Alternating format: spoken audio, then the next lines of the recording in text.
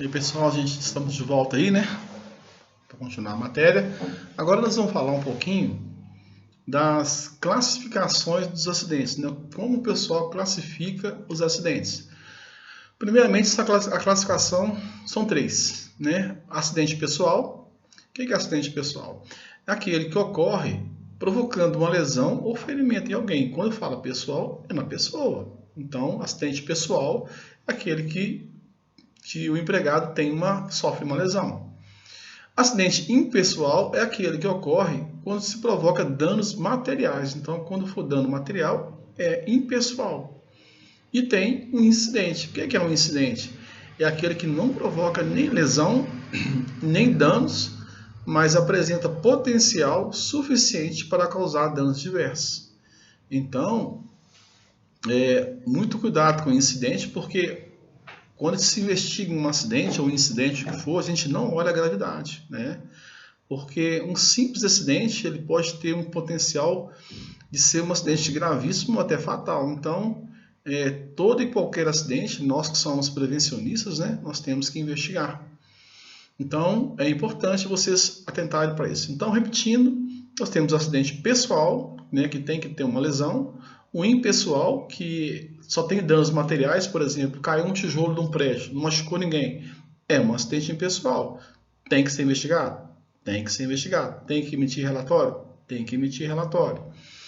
E o incidente é aquele que não provoca nem lesão nem dano, mas tem um potencial. Você passou, por exemplo, debaixo de uma carga suspensa. Quase foi atingido. Então, aquilo ali é um quase acidente. Não teve lesão, nem dano nenhum, mas poderia ter sido um acidente fatal, né? Ok? Então, entendido, né? 3 tipos de classificação de acidente. Vamos falar agora sobre análise dos acidentes. É fundamental, diante de um acidente ocorrido, a busca de suas causas, a proposição de medidas para que acidentes semelhantes possam ser evitados. Então, quando um acidente de trabalho ele acontece, assim, a gente tem que tirar o máximo de aprendizado dele para que ele não retorne pior, né? Porque o acidente ele é cíclico. Então, se a gente não tratá-lo, outro empregado vai acidentar, outro. Então, é importante que a gente busque a causa do acidente e proponha medidas, e essas medidas sejam controladas para que esse acidente não se repita, né? Então, para que não ocorra acidente semelhante, a gente tem que buscar essas causas. Qualquer acidente grave ou leve é rico em informações.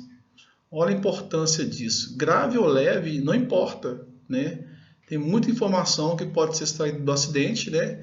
É uma maneira reativa, a gente tem que trabalhar de maneira preventiva.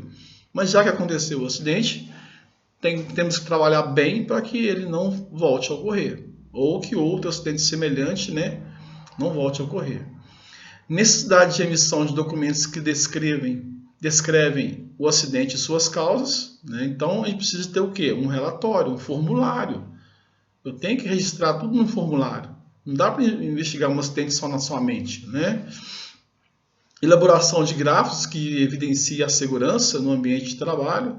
Então, a estatística é um ponto aliado para os técnicos de segurança, porque ela vai te apontar quais são as causas, onde são as lesões, em qual turno, né? Qual horário, qual chefia que está acidentando mais. Então, é importante qual tipo de atividade. Por isso que o relatório de acidente é importante, porque através dos gráficos você vai evidenciar. Então, é importante o técnico de segurança ele ter um curso de Excel muito bom, né? Saber fazer gráfico, planilhas, para que toda a gestão de segurança esteja nas suas mãos. Né? Se perguntarem para você qual o setor que tem o maior número de acidentes nos olhos, você abre a estatística e mostra esse setor aqui. Qual chefia, qual horário, né? Então você consegue fazer um controle através da estatística, né? Bom, as medidas prevencionistas decorrem da análise, devem ser comunicadas sob forma de relatório e sugestões à empresa. Então, depois que o comitê de investigação ele investigou as causas, determinou as medidas, ele tem que ser passado, né, para o empregador, né, para que as medidas sejam implementadas. e também para os empregados, né? Para que eles observem as modificações que serão feitas decorrente desse acidente de trabalho.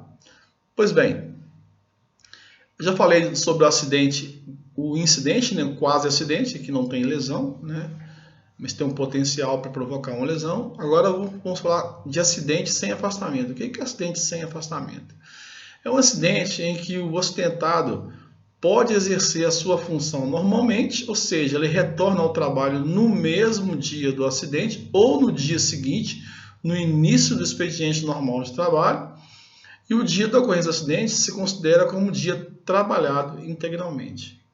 Então, vamos supor que o empregado ele sofreu um acidente hoje às 10 horas da manhã, né? Então, ele foi para o hospital, foi atendido, mas chegou no hospital, ele não foi nada, foi uma lesão simples, e ele retorna no outro dia, o horário normal do trabalho. Vamos supor que ele vai pegar às 6 da manhã. Então, isso aí é acidente sem afastamento, né? O empregado ele retorna para a sua atividade normal, no horário normal, no outro dia.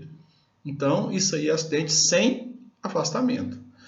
E acidente com afastamento? É um acidente que provoca uma incapacidade temporária, né? Porque ela é temporária, ela vai se curar, né? Vai ficar temporariamente afastado, ou permanente, né? Costuma o empregado ficar com algum tipo de sequela, e ele não consegue exercer a mesma atividade, né, no mesmo dia. Resulta na perda de pelo menos um dia de trabalho, ou seja, o acidentado ele fica impossibilitado de trabalhar no dia seguinte do acidente.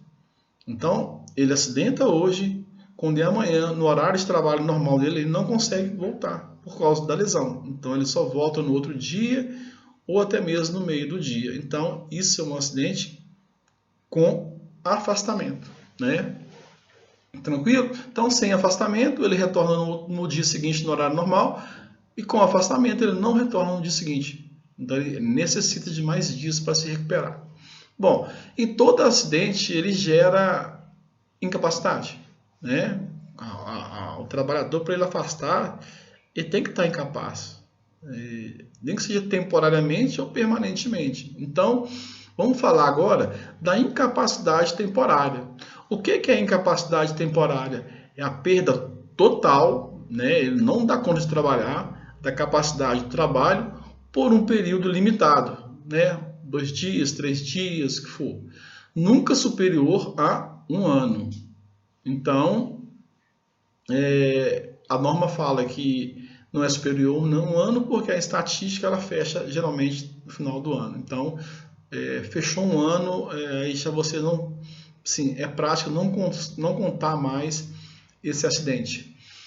Ocorre nos casos em que o acidentado, né, depois de algum tempo afastado do serviço, devido ao acidente, volta ao mesmo, executando suas funções normalmente como fazia antes do acidente. Então, a incapacidade ela é temporária, ela é por tempo. Ele acidentou, não teve nenhum tipo de sequela, ele volta com as suas funções, a sua integridade física normal. Então, a incapacidade dele é temporária, não é isso? Ok. Então, essa aí, a incapacidade temporária tem a ver com o tempo, né? Agora vamos falar de outra incapacidade. Incapacidade parcial e permanente.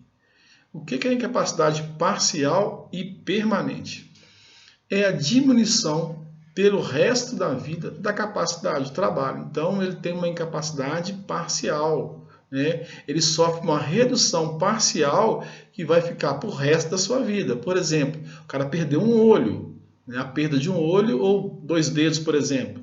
Ele vai ter uma capacidade parcial e permanente. Nunca mais ele vai recuperar o olho ou o dedo que ele perdeu, né?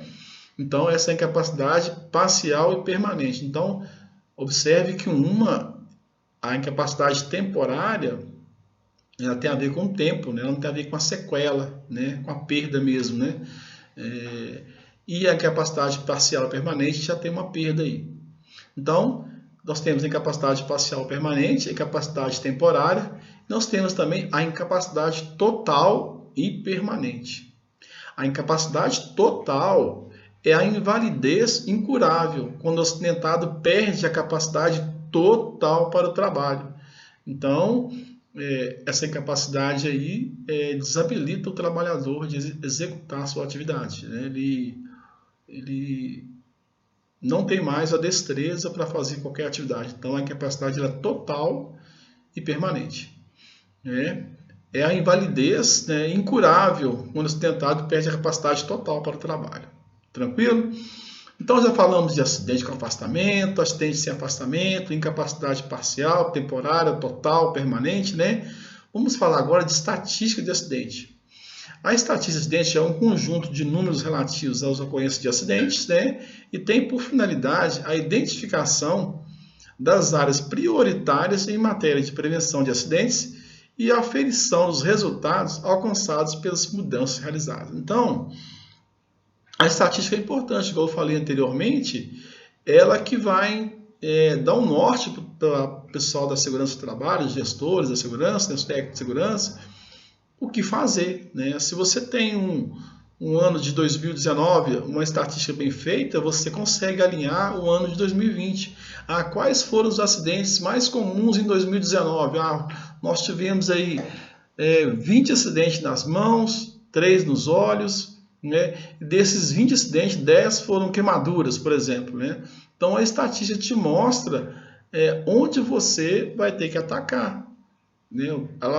Você vai alinhar seu plano de ação para 2020 para que não ocorra acidente das mãos, para que não ocorra queimaduras, por exemplo, né? Então a estatística de acidente ela é fundamental a importância para estabelecer planos de segurança a serem traçados. E ela também deve ser elaborada como uma ferramenta para servir de parâmetro e medidas. Então você compara mês a mês, semana a semana, ano a ano, área a área, supervisor com supervisor, atividade com atividade. Então você consegue brincar um pouco com essa situação aí, você consegue entender essa situação. Então é importante que você elabore suas estatísticas para que você faça um bom controle, uma boa gestão de segurança. Bom, por falar em estatísticas, vamos falar assim, o que é dias perdidos, né? Quando a gente fala em estatística, a gente fala de números. E falando de números, acidentes, né? A gente vai falar de dias perdidos. Por exemplo, o que é dias perdidos? São os dias em que o acidentado não tem condições de trabalho, né? Por ter sofrido um acidente que lhe causou uma incapacidade temporária, né? Então, são dias perdidos. E ele é contado, como é que eu conto os dias perdidos? O empregado acidentou hoje e voltou, por exemplo, daqui 10 dias. Como que eu faço essa contagem dos dias perdidos? A contagem ela é feita de forma corrida. Por exemplo, se o empregado acidentou na sexta-feira, eu conto sexta, sábado, domingo, segunda, terça em diante até a alta do empregado. Então eu não pulo sábado, domingo, não pulo feriado, a contagem é direta. Inclusive domingos e feriados, a partir do dia seguinte ao do acidente até o dia da alta médica, inclusive. Então, como é que faz a contagem? Vamos supor que o empregado ele acidentou 5 de abril, né? 5 de abril ele acidentou, eu não conto os dias perdidos do dia do acidente, eu começo a contar dia 6, né? Então 6, 7, 8, 9, 10. Vamos supor que são 5 dias. Dia 10 foi a alta dele, né? Então, eu não conto o dia da alta. Então, vai ser... Eu tiro o dia do acidente, tiro o dia da alta médica e conto os dias que sobraram. Então, eu não vou contar o dia do acidente e nem o da alta. Só o dia depois. Então, se ele acidentou no dia 10, eu não conto o dia 10. Se a alta dele foi dia 15, eu não conto o dia da alta.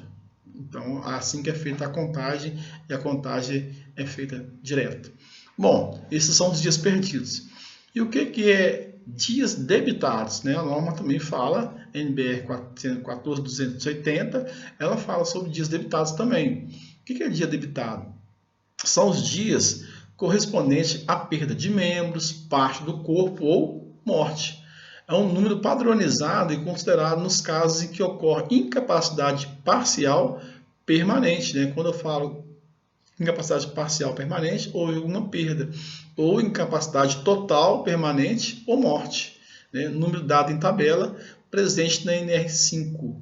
Então, o que é dias debitados? Toda vez que eu falar que o empregado perdeu parte do corpo, mão, olho, dedo, né, ou óbito, aí vai ter uma tabela na NR5, você vai olhar lá quantos dias debitados equivale à perda de um dedo, à perda de um olho.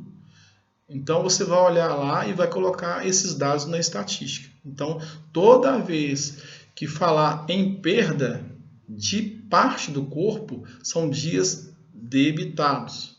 Ok, então vamos montando nossa estatística. Nós já sabemos o que é dias perdidos, né? Já sabemos o que é dias debitados. Agora, para calcular isso aí, nós temos que calcular as horas homens trabalhadas, HHT, horas homens trabalhadas. O que é isso? São as horas que o empregado vai estar exposto ao risco. Então, se o empregado trabalha 8 horas por dia e o regime dele é 220 horas, no mês ele vai trabalhar 220 horas ou 200 horas que for. Então, vai ser o tempo que ele vai estar exposto a essas horas. Então, um empregado ele está exposto a 200 horas por mês, por exemplo, ao risco do acidente de trabalho. Se eu tenho 300 empregados na empresa, 300 empregados na empresa estarão expostos a 8 horas diárias a 200 horas mensais. Então, se eu multiplicar 300 vezes 200 horas de cada trabalhador, né, vai dar, salvo engano, 6.000 horas. Então, esse que é o cálculo. Se você quer calcular as horas homens trabalhadas, você pega a hora mensal do trabalhador e multiplica por 200 horas, por exemplo, né? Aí você tem as horas trabalhadas, né? Que é a soma geral do número de horas trabalhadas pelos empregados da empresa, incluindo horas extras, né? Porque se está exposto ao risco, é hora extra, descanso remunerado, etc. Então, é todas as horas. Então, se você tem 3.000 empregados numa empresa que trabalham no regime de 200 horas, você multiplica 3.000 vezes 200, acha uma hora, soma com as horas extras que todo mundo fez, né?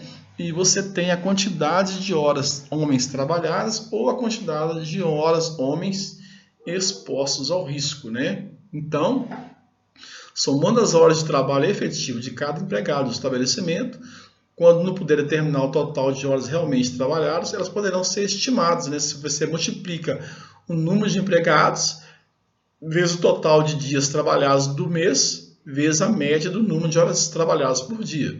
Aí você tem as horas homens trabalhadas. Mas geralmente o que acontece, né?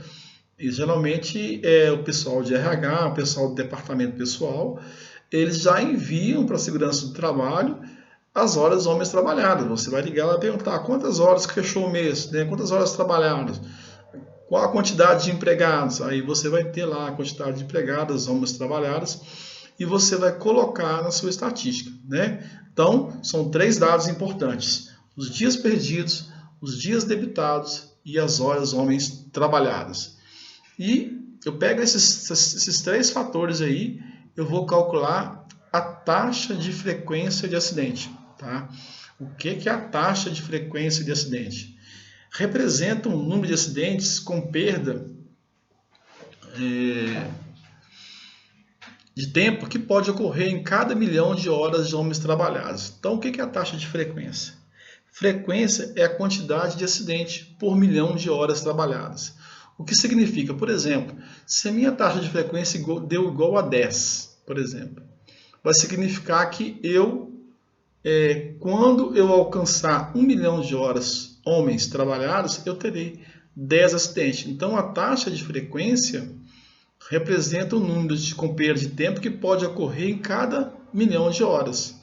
Então, a taxa de frequência ela vai ser igual a 1 milhão, né, dividido pelas horas homens trabalhadas. Então, eu pego lá a quantidade de acidentes. Vamos supor que uma empresa teve 5 acidentes. Eu pego 5 acidentes, né, vezes 1 milhão de horas, dividido pelas horas trabalhadas, ou horas homens trabalhadas, ou horas homens exposição ao risco. Por exemplo, a empresa A, ela teve lá 5 acidentes, né, porque a fórmula da taxa de frequência é A taxa de frequência é igual ao número de acidentes vezes 10 elevado a 6, que é 1 milhão, dividido pelas horas homens trabalhadas. Então, se eu substituir, eu tenho 5 acidentes, 10 a 6 é igual a 1 milhão, 5 vezes 1 milhão são 5 milhões, dividido pelas horas homens trabalhadas, que eu vou calcular, igual eu falei antes, vamos supor que as horas homens trabalhadas são 100 mil horas mês, por exemplo. Estou calculando a taxa de frequência em um determinado mês. Então, eu tenho 5 acidentes no mês de junho, vezes 1 milhão, né, que é da fórmula, dividido por 100 mil, né, que são as horas trabalhadas. Aí eu vou ter o quê? O resultado igual a 50. Então, o que significa esse 50? Significa que se eu não fizer nada, não tomar ação nenhuma, quando eu alcançar 1 milhão de horas de exposição no risco, ou 1 milhão de horas trabalhadas, eu terei 50 acidentes, né? Então, quando a empresa atingir 1.000 horas homens trabalhadas, se nenhuma providência for tomada, terão ocorrido 50 acidentes com afastamento. Isso é bacana porque essa estatística de taxa de frequência você consegue avisar para a empresa e falar assim, olha, a gente vai ter X acidentes se a gente não fizer nada. Então, a taxa de frequência, resumindo, ela mede a quantidade, o número de acidentes que a empresa tem. Ok?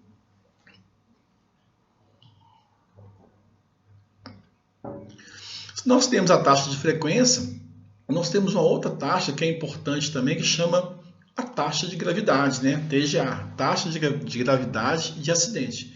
Então, o que é a taxa de gravidade? Por exemplo, se eu tive 5 acidentes na empresa e cada acidente deles teve 10 dias perdidos, né?